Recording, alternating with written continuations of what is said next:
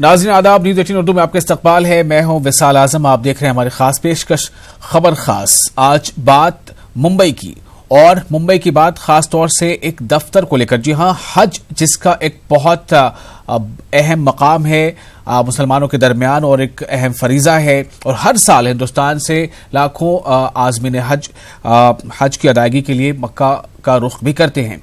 लेकिन आप क्या ये जानकर हैरान नहीं होंगे कि मुंबई, जिसे मुल्क की इक्तिसादी दारुल हुकूमत यानी आर्थिक राजधानी भी कहा जाता है, उस मुंबई में रियासत महाराष्ट्र की जो हज कमेटी का जो दफ्तर है वो दफ्तर अपना नहीं है। और अभी जहां वो दफ्तर है उसे उस दफ्तर को खाली करने का सरकारी नोटिस भी मिल चुका है। बड़ा हैरान करने वाली ये चीज है, लेकिन हम इसके हर पहलू पर कोशिश करेंगे, हर पहलू से जानने की आखिर की पूरा मामला ये है क्या।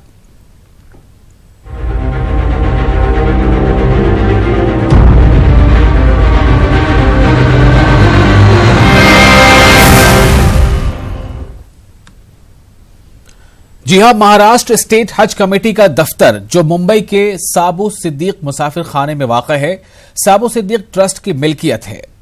रियासती हज कमेटी का दफ्तर न होने की वजह से एक अरसे से मुंबई साबू सिद्दीक मुसाफिर खाने में हज कमेटी का दफ्तर चल रहा था। अब साबू सिद्दीक ट्रस्ट ने मुसाफिर खाने से रियासती हज कमेटी के दफ्तर को खाली करने का नोटिस दिया है।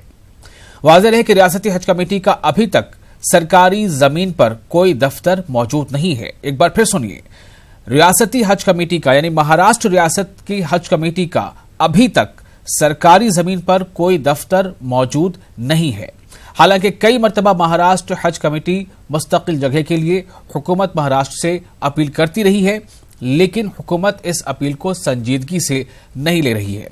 इस पूरे मामले पर हमारे नुमाइंदे महिउद्दीन ने रियासत महाराष्ट्र हज कमेटी के चेयरमैन जमाल सिद्दीकी और रुकन से कई सवालात किए। स्टेट हज कमेटी के ऑफिस को जो है वो खाली करने का बाकायदा लीगल नोटिस मिला है। हमारे साथ महाराष्ट्र स्टेट हज कमेटी के चेयरमैन जमाल सिद्दीकी साहब और मेंबर एजाज देशमुख साहब यहाँ पर मौजूद हैं कि आपको नोटिस मिला, आपके पास जो है वो गवर्नमेंट की जगह नहीं है, किस तरह आप काम आगे बढ़ाएंगे, और नोटिस जो मिला है इसमें आखिरी तारीख क्या है ऑफिस को खाली करने की। मुझे बहुत दुख है इस बात का।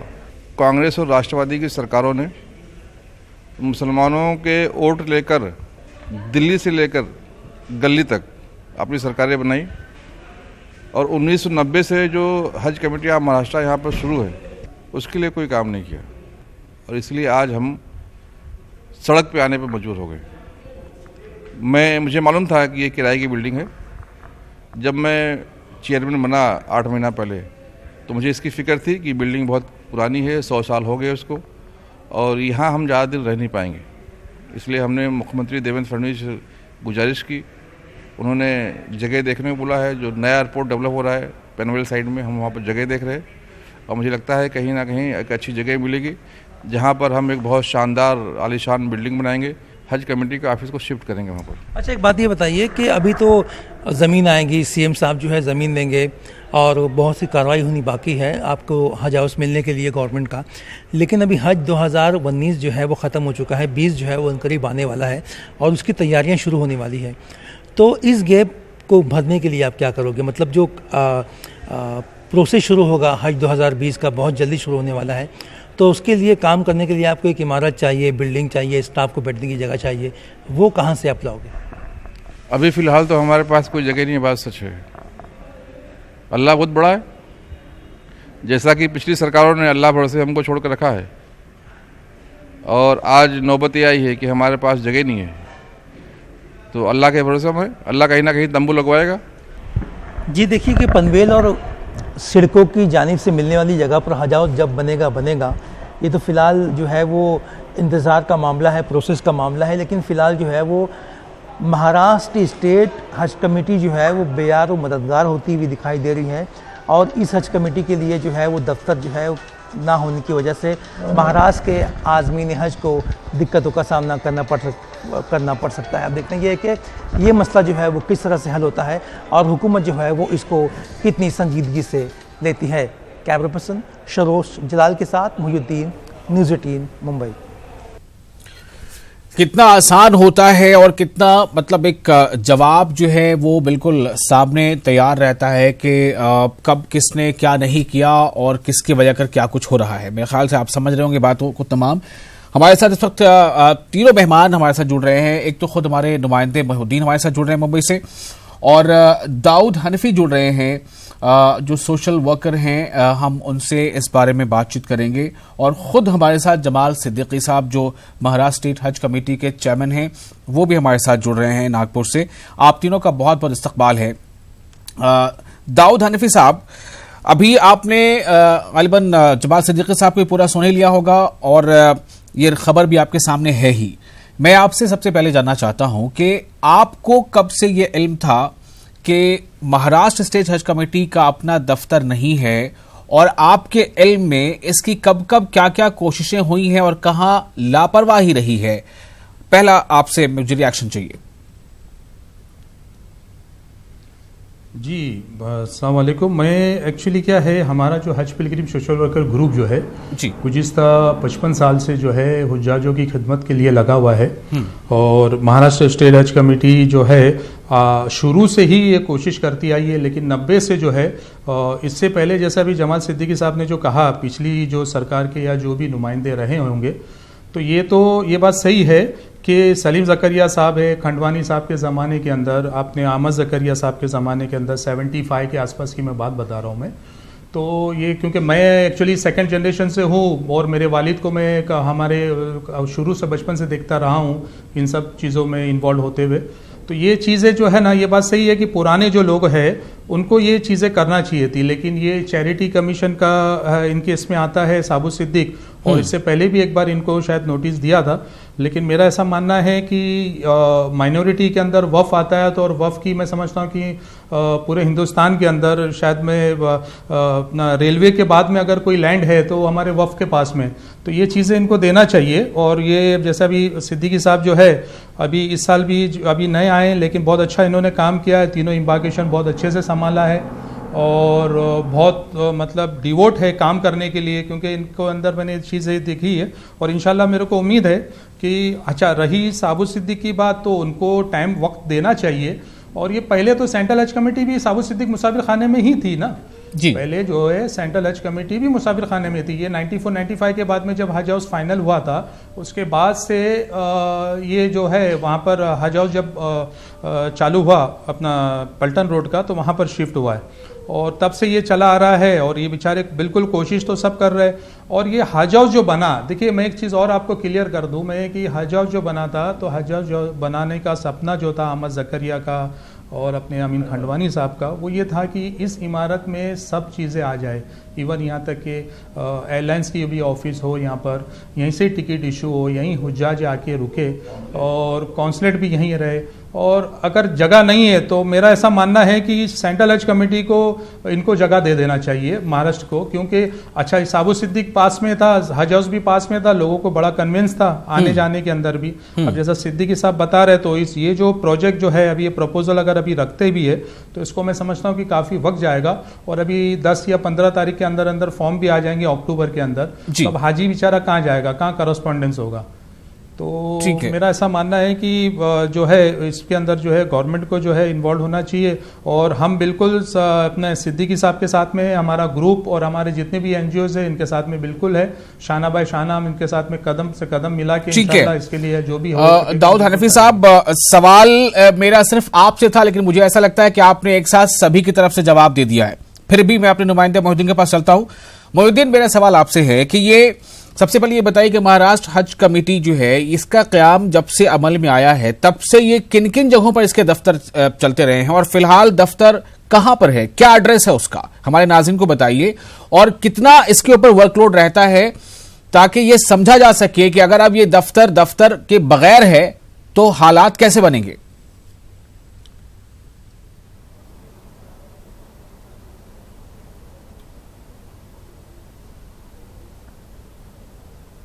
मोहिउद्दीन, आपको मेरी आवाज मिल रही है?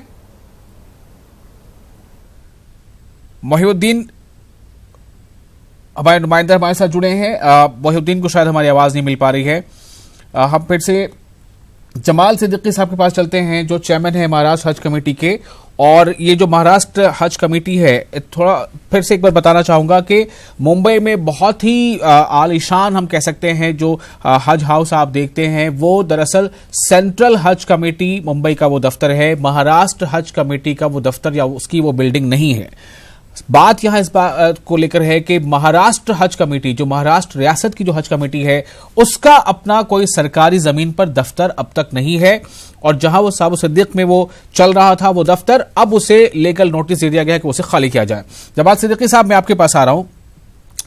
देखिए, बीमारी का तब तक इलाज मुमकिन नहीं है जब तक ये पता ना चले कि उसका सिम्टम क्या है, वो शुरुआत कहां से होती है, गुज़िश्ता सरकारों ने क्या किया नहीं किया, सिर्फ वहीं से क्या ये मामला चला रहा है, या इस बारे में संजीदगी थोड़े और पहले से होनी चाहिए थी? अस्सलाम वालेकुम रहमतुल्लाह बरकातहू। जी, वालेकुम सलाम। जब से मैं चेयरमैन बना हूं, मैंने कोशिश किया है कि इस मामले को सरकार तक पहुंचाया जाए। और मैंने मोहतरम जनाब जो हमारे मुख्यमंत्री देवेंद्र फडणवीस जी हैं, उनको ख़त भी लिखा है जी। और जो हमारी महाराष्ट्र स्टेट हज समिति है, हमने 3 लोगों की कमेटी बनाई है जो हमारे मेंबरान हैं। उसमें सिकंदर शेख साहब हैं, रशीद शेख साहब हैं और जोए भाई बूट वाला हैं जी। हम जगह देख रहे हैं। हमारे मुख्यमंत्री देवेंद्र फडणवीस जी ने कहा है कि आप जगह देखें और आलीशान वहाँ पर एक हज हाउस बनाया जाएगा। पर सवाल ये उठता है कि बनाया जाएगा, पर अभी हमारे पास जगह नहीं है।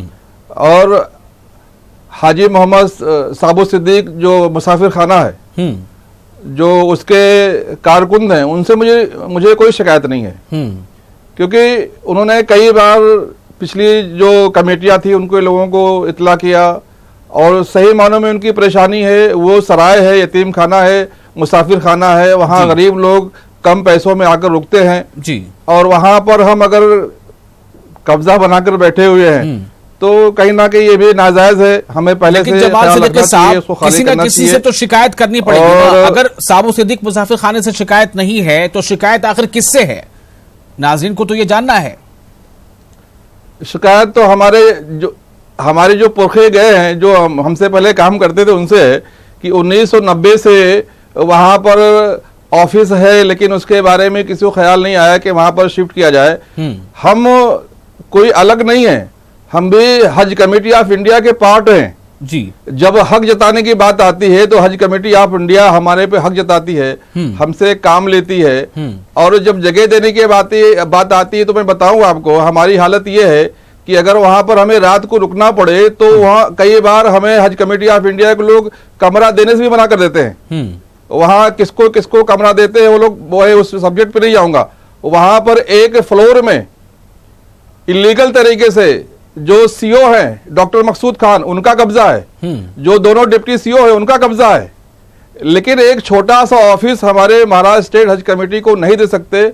उन लोगों ने साफ साफ डिनाई किया है। अब देखेंगे, अल्लाह बहुत बड़ा है, जैसा मैंने पहले कहा, सबका इंतजाम करता है, इंशाल्लाह हमारा भी इंतजाम करेगा। और बहुत सारे जो एनजीओ के लोग हमारे साथ काम करते हैं, जैसे हमारे भाई साहब आपके साथ बैठे हुए, इंशाल्लाह हम लोग हर स्टेट में अगर वहां की एक हज कमेटी होती है, हज हाउस होता है, उसका दफ्तर होता है, तो वहां की हुकूमत को जिम्मेदारी होती है और वहां की हुकूमत उसे पूरा कराती है। अभी देखिए, हालिया दिनों झारखंड में बहुत ही शानदार हज हाउस तामीर हुआ, वहां भी बीजेपी की अभी हुकूमत है और बहुत शानदार हज हाउस वहां बना है। तो मैं ये जानना चाहता हूं कि नाजरीन जो हमारे इस प्रोग्राम को देख रहे हैं, उनके जहन में इस सवाल का क्या जवाब है कि महाराष्ट्र स्टेट हज कमेटी के पास अगर अपना दफ्तर नहीं है तो क्यों नहीं है, कौन जिम्मेदार है? हमारे हाथ में तो अभी 6 महीना पहले आया है। नहीं, ठीक है, आप 6 महीने पहले लगातार कोशिश उसके चेयरमैन बने हैं अब तक जी। जो नया एयरपोर्ट बन रहा है जी, और हमारी सरकार ने औरंगाबाद इम्बागेशन पॉइंट पर 35 करोड़ रुपए लगाकर एक बहुत आलीशान मकान हज हाउस बनाया। नागपुर में हमने हज हाउस बनाया। अब बात मुंबई की है, मुंबई के लिए भी हम लोग कोशिश कर रहे हैं, लेकिन ये सिर्फ स्टेट की जिम्मेदारी नहीं है, ये सेंटर की भी जिम्मेदारी है। जो हज कमेटी ऑफ इंडिया है, ये कोई गरीब संस्था नहीं है, ये इसके पास 6000 करोड़ की डिपॉजिट है।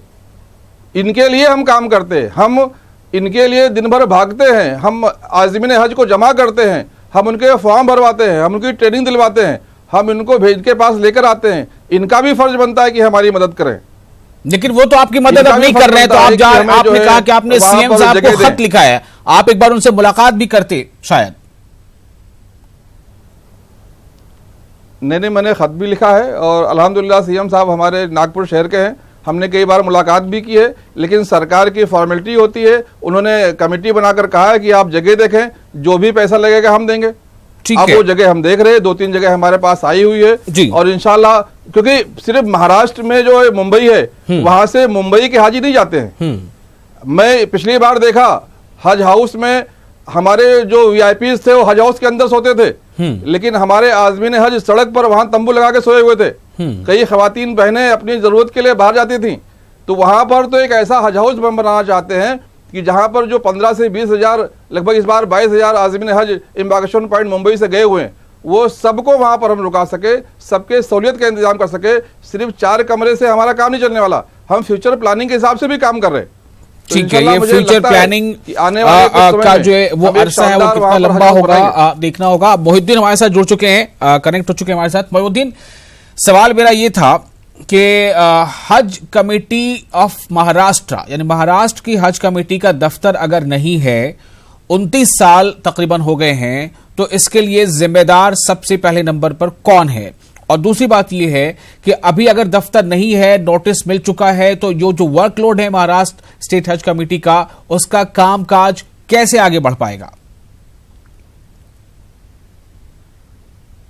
देखिए, मैं आपको साफ बता दूं विशाल के मुंबई का जो मरकजी हज कमेटी ऑफ इंडिया का जो दफ्तर है, उससे तकरीबन आधे किलोमीटर के दायरे में जो है वो साबु सिद्दीक मुसाफिर खाना पड़ता है, और मुसाफिर खाने में जो है वो 7 कमरे ऑक्युपाइड है महाराष्ट्र स्टेट हज कमेटी के जरिए। सबसे पहले बात सवाल ये होता है कि इसके लिए जिम्मेदार कौन है? इसके लिए जिम्मेदार जो है वो मरकजी हज कमेटी के साथ साथ सबसे बड़ी जिम्मेदारी जो है वो रियासती हुकूमत पर आती है, क्योंकि अगर आप जो है मरकजी हज कमेटी का एक्ट देखें तो उसमें साफ लिखा हुआ है कि रियासती हज हाउस की तामीर के लिए मरकजी हज कमेटी जो है वो मदद करेगा, पैसों की मदद करेगा। उसकी तामीर के लिए आधी रकम जो है वो स्टेट हज कमेटी को देना पड़ेगी और आधी रकम जो है वो सेंट्रल हज कमेटी को देना पड़ेगी जी। ये वजाहत जो है वो उसके दस्तूर में लिखी हुई है हज एक्ट में।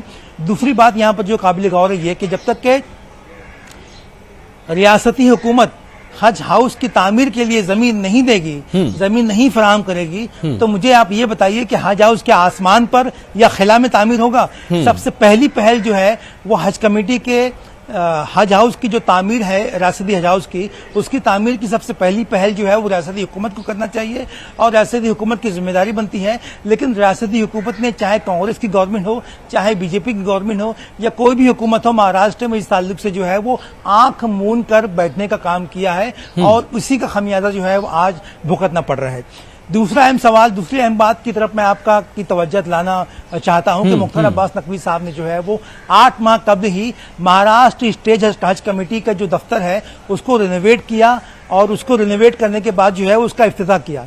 ये दफ्तर जो है बहुत ही शानदार है, अच्छा बन चुका है और साबु सिद्दीक मुसाफिर खाने का ये उज्र है।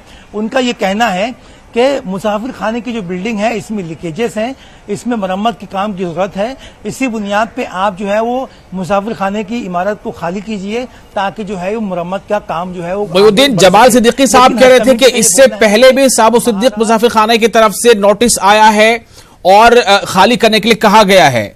इसका मतलब यह समझा जाए कि बार बार उनकी तरफ से कहा जा रहा है, लेकिन जो महाराष्ट्र स्टेट हज कमेटी है, उनके अरकान या फिर महाराष्ट्र हुकूमत, उसने इस पर तवज्जो नहीं दिया। जी बिल्कुल, ये पहला मामला नहीं है। इससे पहले भी जो है वो महाराष्ट्र स्टेट हज कमेटी को साबु सिद्दीक मुसाफिर खाना, साबु सिद्दीक ट्रस्ट जो कि बहुत ही बड़ा ट्रस्ट है मुंबई का, इसकी कई मसाजिद हैं, यतीम खाने हैं और स्टूडेंट हॉस्टल यहाँ पर मौजूद है मुंबई में, उसकी जानिब से नोटिस आ चुका है। लेकिन नोटिस आने के बावजूद भी जो है वो इतने अहम मसले पे जो है वो गुफ्तगू नहीं हो पाई है, हुकूमत तक जो है इसकी बात नहीं पहुंच पाई है। एक अहम बात मैं आपको यहाँ पर बताना चाहता हूँ कि जब भी मुंबई से आज़मीन हज की फ्लाइट रवाना होती है उस वक्त जो है एक बड़ा जलसा होता है एयरपोर्ट पर। हर लीडर आकर, चाहे वो अपोजिशन का हो चाहे वो हुकूमत में बैठा हुआ लीडर हो, वो ये वादा करता है कि मुंबई में जो है वो हज हाउस की तामीर के लिए, रियासती हज कमेटी की तामीर के लिए जो जगह दी जाएगी, कोई बोलता है कि बैंड्रा में जगह देंगे, कोई बोलता है कि न्यू बॉम्बे में जगह देंगे, कोई ये कहता है कि पनवेल में जो न्यू बॉम्बे एयरपोर्ट की तामीर हो रही है वहां पर जगह देंगे। सवाल ये है कि हर वक्त जो है वो वादे क्यों होते हैं, वादे पे अमल क्यों नहीं होता, और जो लोग वादे करते हैं उनको जो है पकड़ा क्यों नहीं जाता। आखिर कब तक जो है वो हम लोग महाराष्ट्र स्टेट हज कमेटी के अफसरान और जिम्मेदारान जो है वो मरकजी हज कमेटी के जो है वो रहम करम पर पलते रहेंगे। सवाल ये पैदा होता है कि अब जो है वक्त आ चुका है, आंखें खोलना चाहिए और हुकूमत महाराष्ट्र से पुरजोर अपील करना चाहिए कि उसको मुंबई की हुदूद में एक जगह दे जिस पर जो है वो एक शानदार हज कमेटी, महाराष्ट्र हज कमेटी का दफ्तर तामीर हो। क्योंकि औरंगाबाद की बात की जाए जहां से जो है वो बहुत ही, जहां से जो है वो 300 से 500 अफराद हज के लिए जाते हैं। नागपुर की बात की जाए तो भी तकरीबन इतने ही हज के लिए जाते हैं। लेकिन मुंबई एक वाहिद एम्बार्केशन पॉइंट है जहां पर जो है वो बड़ी तादाद में लोग जो है वो औरंगाबाद और नागपुर से तकरीबन 10 गुना से ज्यादा अफराद यहाँ पे हज से जाते हैं इस एम्बार्केशन पॉइंट से। उनके रुकने की जमाल सिद्दीकी साहब, मैं आपके पास आ रहा हूं। मैं फिर से नाज़रीन को बता दूं कि जमाल सिद्दीकी जो है वो महाराष्ट्र स्टेट हज कमेटी के चेयरमैन हैं और हमारे साथ इस वक्त जुड़े हुए हैं। जमाल सिद्दीकी साहब, देखिए ये बात तो सामने आ गई कि जब से वो हज कमेटी बनी हुई है 1990 से, आपने खुद ही बताया है, तब से लेके अभी 2019 तक जितनी भी सरकारें रही हो, चाहे वो बीजेपी की हुकूमत रही हो या फिर कांग्रेस या एनसीपी जिनकी भी रही हो, सब इसके लिए जिम्मेदार माने जाएंगे। आप मानते हैं इस बात को? मैं तो ये मानता हूं और मैंने कोशिश की है। मैं आपको बताऊं कि मैं किसी के जगह देने के इंतजार में नहीं हूं। मैंने मोहतरम मुख्तमंत्री साहब से हमने खत किताबत की है और हज कमेटी खुद खरीदेगी जगह। कोई जगह देगा तो हम बनाएंगे, उसकी हमें आवश्यकता नहीं है। हम जगह तलाश रहे और इंशाल्लाह हम खुद खरीदेंगे जगह। हज कमेटी कोई महाराष्ट्र हज कमेटी उसे खरीदेगी। हमारे स्टेट के पास भी पैसे है, स्टेट के पास भी इतने पैसे हैं कि हम कई एकड़ जगह खरीद सकते हैं और सेंट्रल हज कमेटी के पास भी 6000 करोड़ डिपॉजिट है। वो डिपॉजिट किस दिन काम आएगा? क्या उससे हम सिर्फ ब्याज खाते रहेंगे? उसको जो बैंक में डिपॉजिट करके उससे इंटरेस्ट कमाएंगे? जो कौम के तरक्की के लिए काम होने चाहिए, जो आज़मीन हज के सुविधाओं के लिए काम होने चाहिए, उस काम में पैसे लगाने चाहिए। और मैं सेंट्रल हज कमेटी से भी गुजारिश करूंगा, मैंने खत लिखा है मोहतरम जनाब मुख्तार अब्बास नकवी साहब को कि आगे बढ़कर हमारी मदद करें, हमें फंड मुहैया कराएं। स्टेट हज कमेटी जगह खरीदने के लिए तैयार है, जगह के लिए पैसे है और बनाने के लिए इंशाअल्लाह मरकजी हुकूमत जो हमारी सेंट्रल हज कमेटी है, जो हमारे मुख्तार अब्बास नकवी साहब मंत्री हैं, वो पैसे देंगे। और अब ये मुद्दा इंशाअल्लाह हज हाउस बनकर ही अच्छा रहेगा, क्योंकि हम लोग एक अच्छे काम की शुरुआत किए हुए हैं और आज़मीन हज के लिए जो जो भी काम करने पड़ेंगे इंशाअल्लाह हम उसको करके कोई काम पेंडिंग नहीं रखने वाले। लेकिन मैं थोड़ा कंफ्यूज हो रहा हूं। अभी आपने कहा कि मुख्यमंत्री को आपने वज़ीर आला को मकतूब रवाना किया है और आपने चाहा है कि हुकूमत जो है जमीन फराहम करे। तो जब हुकूमत जमीन फराहम करेगी तो उसे खरीदने की बात कहां आती है?